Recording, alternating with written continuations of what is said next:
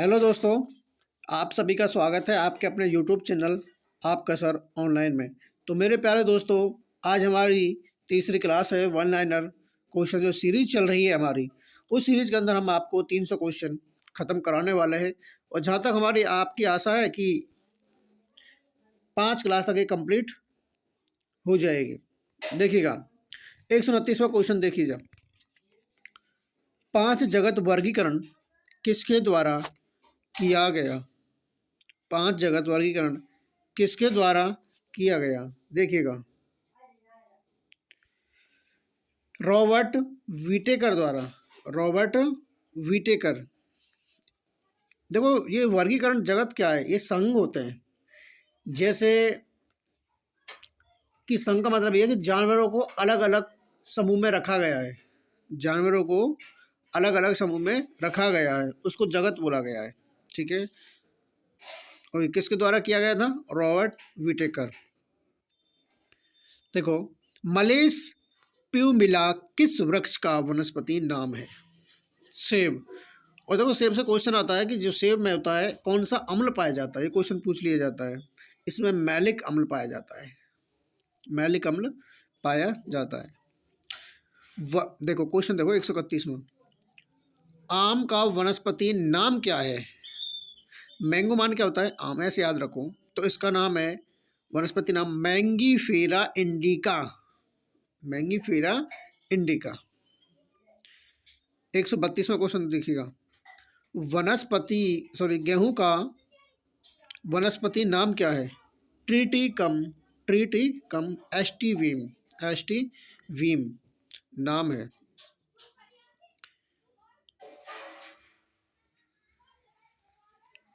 मकड़ी के बारे में अध्ययन करना। देखो मकड़ी के बारे में डिटेल में पढ़ाई करना एरिनियोलॉजी कहलाता है।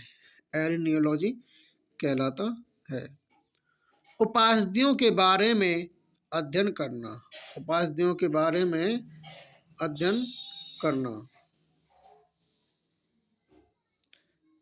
क्या कहलाता है?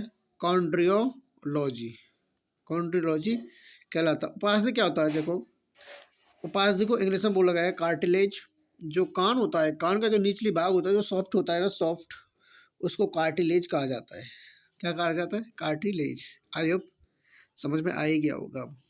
135वां क्वेश्चन देखिएगा, रोगों के बारे में अध्ययन करना एटियोलॉजी कहलाता है। रोगों के बारे में अध्ययन करना एटियोलॉजी कहलाता है। मादा प्रजनन अंगों के बारे में अध्ययन करना गायनोलॉजी कहलाता है। गायनोलॉजी कहलाता है। जो मादा प्रजनन के जो डॉक्टर होते हैं, जहाँ पर अल्ट्रासाउंड किए जाते हैं, तो वहाँ पर लिखा होता है गायनोलॉजिस्ट। गायनोलॉजिस्ट IST आ रहा है, तो ये एक नाउन होता है। ठीक है। स्टडी ऑफ न्यूक्लियस को केंद्रक के बारे में अध्ययन करना कैरियोलॉजी कहलाता है। तो वो केंद्रक और का ऐसे याद रिलेटेड याद रखो, केंद्रक और कैरियोलॉजी। कैंसर के बारे में अध्ययन करना ऑन्कोलॉजी कहलाता है। कैंसर के बारे में अध्ययन करना ऑन्कोलॉजी कहलाता है। ऑन्कोलॉजी कहलाता है। मिट्टी के बारे में अध्ययन करना, मिट्टी के बारे में अध्ययन करना क्या कहलाता है? पेडोलॉजी। पेडोलॉजी कहलाता है। देखिए नेक्स्ट क्वेश्चन क्या है, मछली पालन के बारे में अध्ययन करना पिसीकल्चर कहलाता है। क्या कहलाता है?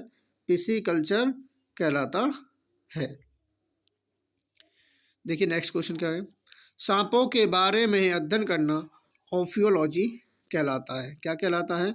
ऑफियोलॉजी कहलाता है। ऑफियोलॉजी कहलाता है।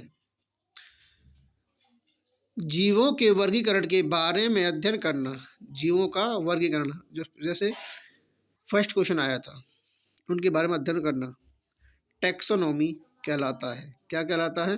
टैक्सोनॉमी कहलाता है। टैक्सोनॉमी कहलाता है। HIV एड्स के लिए कौन सा परीक्षण किया जाता है? एड्स बीमारी के लिए कौन सा टेस्ट किया जाता है? एलाइजा। कौन सा? एलाइजा टेस्ट किया जाता है। और डेंगू के लिए भी डाल टेस्ट किया जाता है। रक्त के थक्के जम जाने की प्रक्रिया को क्या कहा जाता है? रक्त के थक्के जम जाने की प्रक्रिया को क्या कहा? स्कंदीकरण। स्कंदीकरण कहलाता है। देखिएगा नेक्स्ट क्वेश्चन क्या है।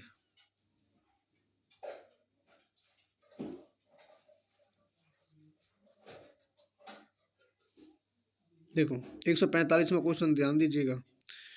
145वां क्वेश्चन ध्यान दीजिएगा। ये रहा।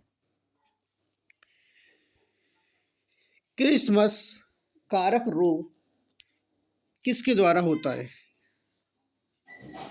ये होता है दोस्तों हीमोफीलिया। हीमोफीलिया, देखो हीमोफीलिया जो रोग होता है ये विटामिन के की वजह से होता है। विटामिन के, जो विटामिन के है इसका रासायनिक नाम होता है, इसका जो रासायनिक नाम होता है,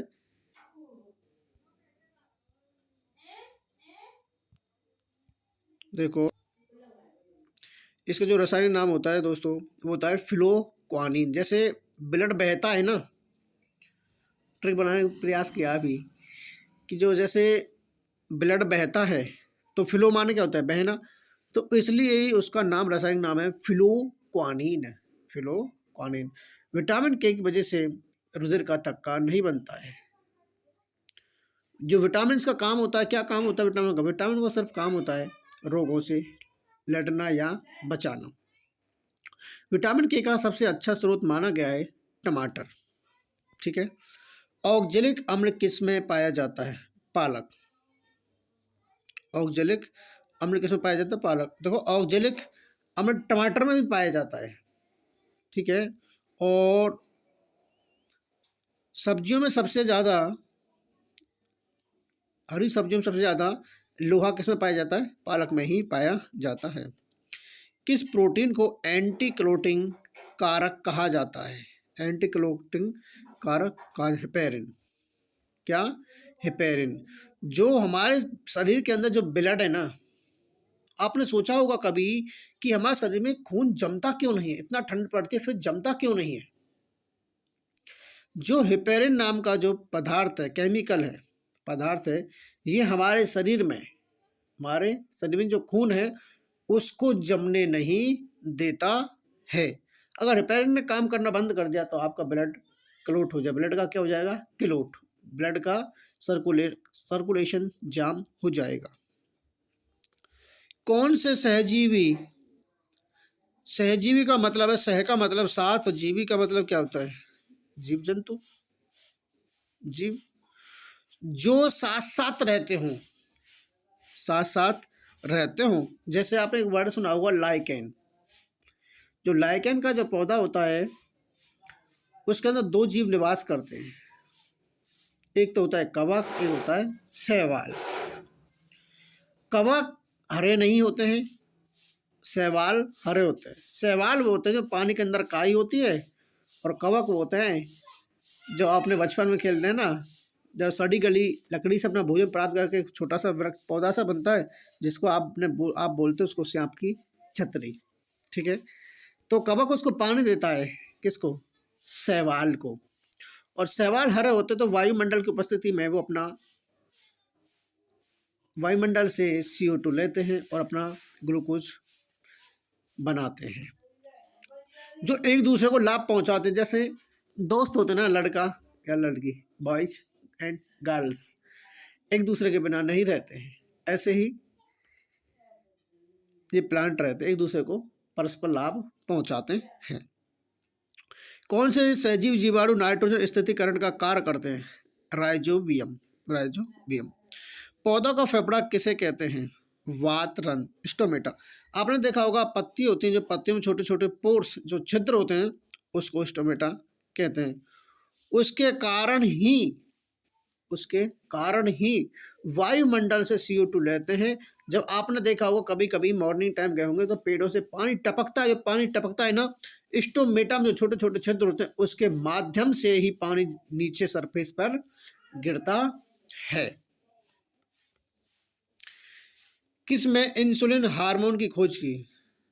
किसने इंसुलिन हार्मोन की खोज? बेंटिंग और बेस्ट। बेंटिंग और बेस्ट ने। देखो इंसुलिन जो हार्मोन, देखो जो हार्मोन्स होते हैं ना, हार्मोन्स का सिर्फ काम होता है बॉडी का बैलेंस बनाना, बॉडी का बैलेंस बनाना, संतुलन बनाना। देख 151 का क्वेश्चन देखिएगा। किसकी झिल्ली को प्लूरा कहा जाता है? किसकी झिल्ली को प्लूरा कहा जाता है? फुफ्फस, जिसको फेफड़े कहते हैं। जो फुफ्फस होती है फेफड़े के जस्ट थोड़ा सा बाहर की ओर लगी होती है, जिसको प्लूरा कहा जाता है। निमोनिया के अंदर बच्चे को यही, इसमें छोटे छोटे पोर्स हो जाते हैं। पोर्स होने के बावजूद तो बच्चे में प्रॉब्लम आती है, किसमें? रेस्पिरेशन सिस्टम में। हेपेटाइटिस रोग किसके कारण होता है? हेपेटाइटिस जो रोग होता है वो विषाणु के द्वारा होता है। विषाणु को इंग्लिश में वायरस कहा जाता है। देखिएगा, मोर का वैज्ञानिक नाम क्या है? पैवो क्रस्टेटस। पैवो क्रस्टेटस वैज्ञानिक नाम है जिसने नाम रखा मोर का। अमीबा को किस जगत में रखा गया है? प्रोटिस्टा। अमीबा को किस जगत में रखा गया है? प्रोटिस्टा। अमीबा देखो एक कोशिका होता है अमीबा, ठीक है। और डब्ल्यूबीसी का आकार, हमारे जो सेल की डब्ल्यूबीसी उसका आकार अमीबा जैसा ही होता है। रोटा वायरस टीका का प्रयोग किस रोग से बचाने के लिए किया जाता है? डायरिया। याद रखना इसको, डायरिया। शल्य चिकित्सा के जनक कौन है? सुश्रुत है, ठीक है। अपुष्पोद्भिद पादप क्या है? गैर पुष्प पादप होते हैं, तो सभी पता है। ऑक्टोपस किस संघ का जीव है? मोलास्का। क्या? मोलास्का संघ का है। जैसे ऑक्टोपस कैसा होता है? मुलायम होता है। कैसा होता है? मुलायम, बहुत सॉफ्ट होता है। कैसा? बहुत सॉफ्ट होता है। ऐसे मोलास्का, ठीक। तो देखो ऑक्टोपस का जो खून होता है ना, जो इस जीव का खून होता है वो नीला होता है। खून कैसा होता है? नीला होता है। नीला क्यों होता है? इस ऑक्टोपस के अंदर, इस जीव के अंदर सबसे ज्यादा तांबा पाया जाता है। तांबे की वजह से ही इसका जो ब्लड होता है वो नीला होता है। जंतु जगत का सबसे बड़ा संघ कौन सा है? जंतु जगत का सबसे बड़ा संघ कौन सा? आर्थ्रोपोडा। आर्थ्रोपोडा सबसे बड़ा समूह है, याद रखना, संघ जगत। पाचन तंत्र का सबसे लंबा भाग कौन सा है? छोटी आंत। देखो जो पाचन होता है, खाने का पाचन मुख से तो आरंभ होता है, और छोटी आंत में पाचन, खाने का पाचन छोटी आंत में होता है, और आरंभ कहाँ तो होता है? मुख से होता है। मुख से क्यों होता है सर? उसमें एंजाइम्स पाए जाते हैं, टाइलिन और एमाइलेज एंजाइम, और वो एंजाइम्स वो लार में होते हैं। लार उस खाने में, जब खाना खाते हैं तो लार उस रोटी में टुकड़ों में चिपक जाता है, तो खाने का पाचन वहाँ से आरंभ हो जाता है। आई होप आपको ये समझ में आ ही गया होगा। देखिएगा नेक्स्ट क्वेश्चन क्या है।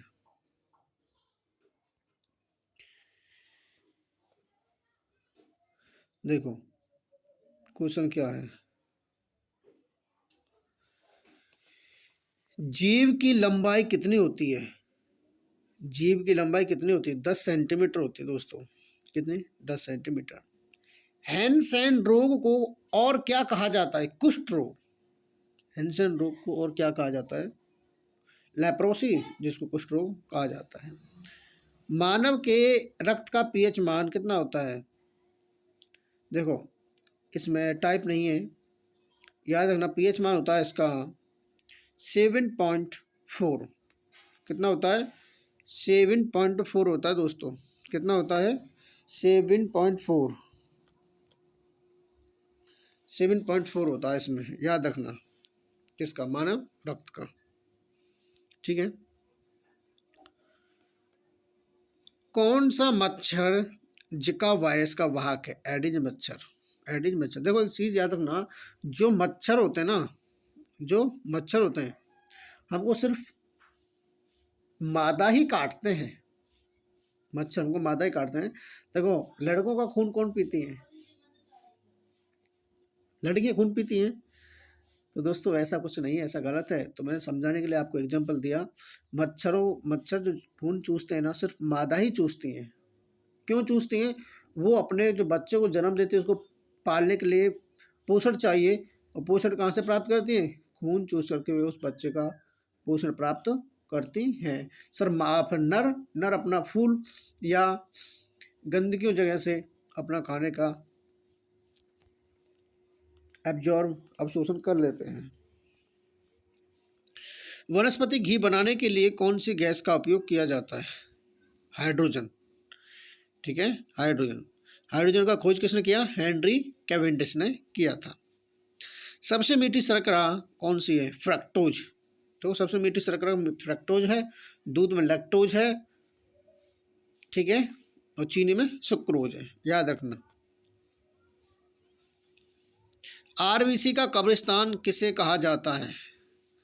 आरबीसी का कब्रिस्तान किसे कहा जाता है? देखो आरबीसी का कब्रिस्तान पिलिया को कहा जाता है। कब्रिस्तान का मतलब क्या होता है? जो पिलिया है इसमें जा कर के आरबीसी मरती हैं। आरबीसी का जीवन काल कितना होता है?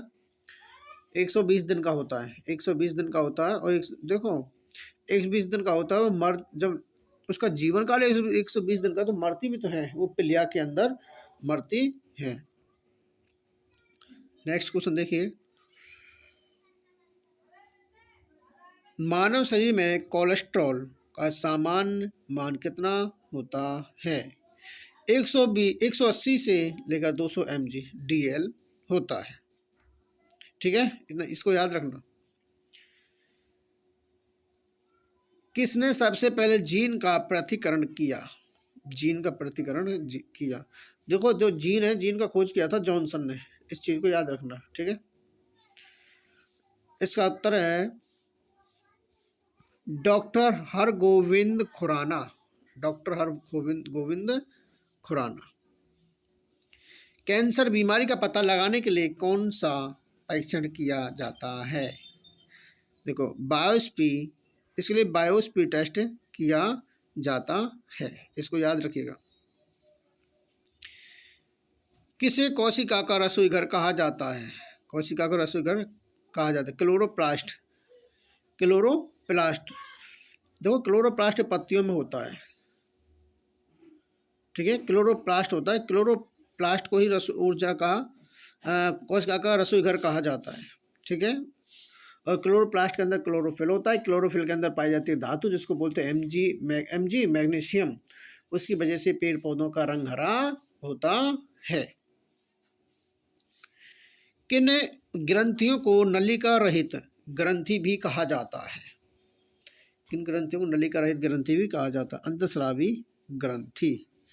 अंतस्रावी ग्रंथि कहा जाता है। नेक्स्ट क्वेश्चन क्या 173वां, बच्चे को सबसे पहले कौन सा टीका लगाया जाता है? BCG।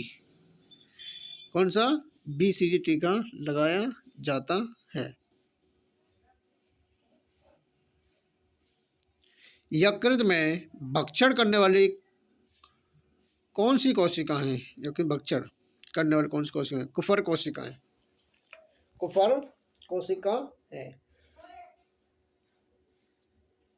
याद रखना दोस्तों जरूर, ठीक है। नेक्स्ट क्वेश्चन क्या, कौन सी ग्रंथि बुढ़ापे में गायब हो जाती है?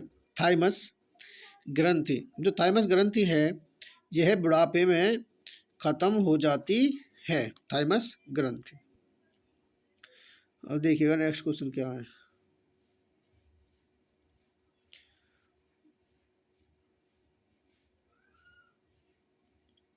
एक 176वां क्वेश्चन देखिएगा। डेंड्रोलॉजी किसके अध्ययन से संबंधित है? पेड़ पौधों से। डेंड्रोलॉजी किससे संबंध है? पेड़ पौधों से संबंध है। पेड़ों के अंदर तो शाखाएं होती हैं, शाखाओं के बारे में अध्ययन करने डेंड्रोलॉजी कहलाता है। देखिएगा नेक्स्ट क्वेश्चन क्या है, भारत में किस डॉक्टर के द्वारा पहला हृदय प्रत्यारोपण किया गया? हृदय का प्रत्यारोपण मतलब ट्रांसप्लेशन, आदान प्रदान हार्ट का, डॉक्टर वेणुगोपाल। ठीक है। शराब के सेवन से मानव मस्तिष्क का कौन सा भाग प्रभावित होता है? अनुमस्तिष्क, अनुमस्तिष्क होता है। याद रखना इस चीज को, कौन सा है, देखो ये हमारा अनुमस्तिष्क। ठीक है, इसको याद रखना।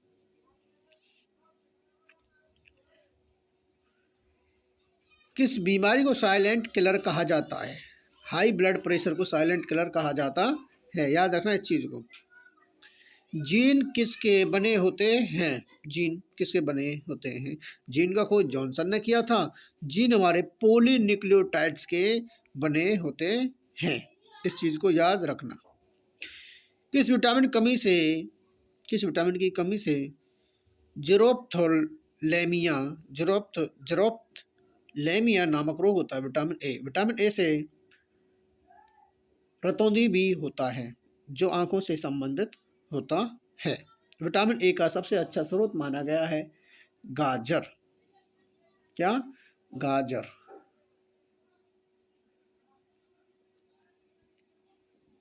वे पौधे जिन्हें उगने के लिए बहुत ही कम पानी की आवश्यकता होती है क्या कहलाते हैं? जीरोफाइटस कहलाते हैं। नेक्स्ट क्वेश्चन है, इंसुलिन में कौन सी धातु पाई जाती है? इंसुलिन हमारे कौन सी धातु पाई जाती है? जिंक। पसीने में कौन सी पाई जाती है? जिंक। ठीक है। कौन से जीव सांस लेते हैं लेकिन उनमें खून नहीं पाया जाता है? हाइड्रा। क्या? हाइड्रा। ठीक है, याद रखना इस हाइड्रा को। इस हाइड्रा को आप लोग सभी याद रखेंगे इस हाइड्रा को। ठीक है, पानी में होने वाला हाइड्रा का मतलब ही पानी होता है। जैसे आपने वर्ड सुना होगा डिहाइड्रेशन। डी का मतलब होता है नॉट, हाइड्रा मतलब पानी, सन का मतलब क्या हो गया? नाउन। क्या हो गया? नाउन।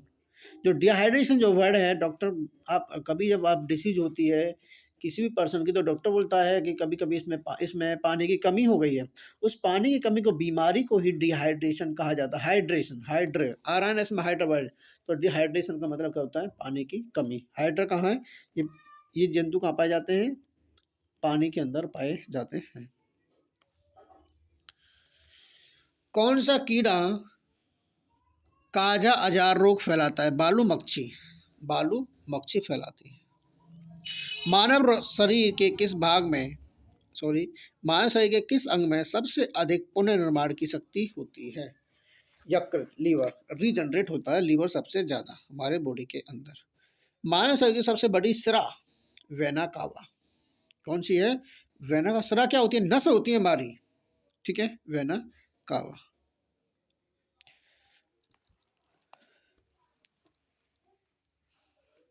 देखो, सिराओं में होकर के जो ब्लड बहता है वो अशुद्ध होता है और धमनियों के अंदर शुद्ध बहता है। इस चीज को याद रखना।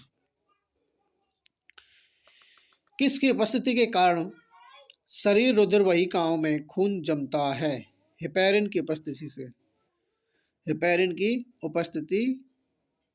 इस चीज को याद रखना आप लोग जरूर। तो दोस्तों, हमने इस क्लास के अंदर जितने भी क्वेश्चन थे वो हमने आपको बता दिए हैं।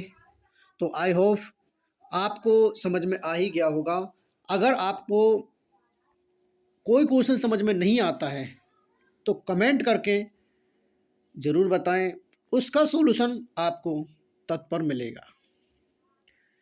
तो दोस्तों, हमारी ये वीडियो आपको पसंद आई हो, ज़्यादा से ज़्यादा अपने दोस्तों के पास शेयर कीजिएगा। और हमारे इस YouTube चैनल पर इस वीडियो को पहली बार देख रहे हैं ना, तो सब्सक्राइब कर लीजिएगा और बेल आइकन को साथ साथ प्रेस करना नहीं भूलिएगा। क्यों? बेल आइकन के लिए किस लिए बोलते हैं? जब हम कोई नई वीडियो बनाएं तो उसका नोटिफिकेशन आपको टाइम पर अवेलेबल हो जाएगा। Thank you for watching this video.